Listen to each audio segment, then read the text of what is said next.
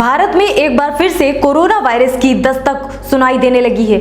इस खबर ने एक बार फिर से लोगों के दिलों में खौफ पैदा कर दिया है। हालांकि स्वास्थ्य मंत्रालय ने एक आधिकारिक बयान जारी करके ये कहा है कि भारत में कोरोना के मामले अभी कंट्रोल में है। स्वास्थ्य मंत्रालय ने ये भी कहा है कि पिछले कुछ हफ्तों में ये खबरें सामने आई है कि सिंगापुर और हांगकांग में कोविड-19 के मामलों में बढ़ोतरी देखी गई है, लेकिन ज्यादातर मामले हल्के हैं और ये असमान गंभीरता या मृत्यु दर से जुड़े बिल्कुल नहीं है। हालांकि इन मामलों को लेकर भारत सरकार और स्वास्थ्य मंत्रालय पूरे तरीके से अलर्ट पर है। सिंगापुर, हांगकांग और चीन सहित कई देशों में फिर से कोरोना संक्रमण के मामले बढ़ने की खबर ने सभी को हैरान कर दिया है।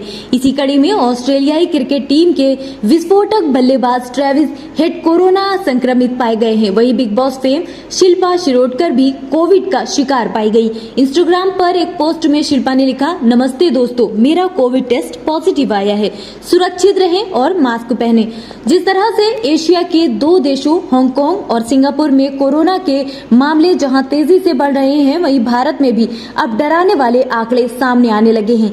इस आंकड़े ने एक बार फिर से पूरी दुनिया को चिंता में डाल दिया है। Indian council of medical research और केंद्र सरकार के अस्पतालों के विशेषज्ञों की समीक्षा बैठक बुलाई गई।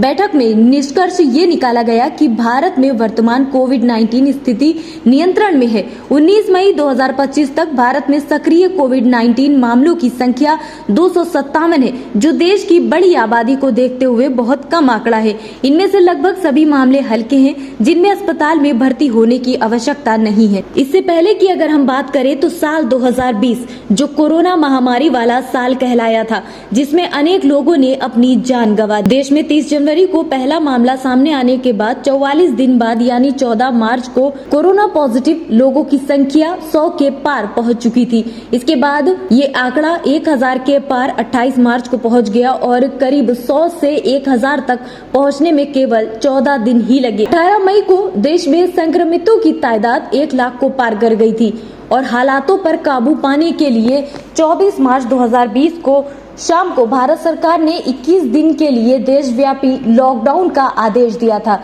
जैसे तैसे हालातों को काबू किया गया। भारत ने लॉकडाउन की मार झेली, लेकिन अब एक बार फिर से पूरे देश से कोविड-19 के मामले सामने आने के बाद पूरा देश आज चिंता में एक बार फिर से नजर आ रहा है।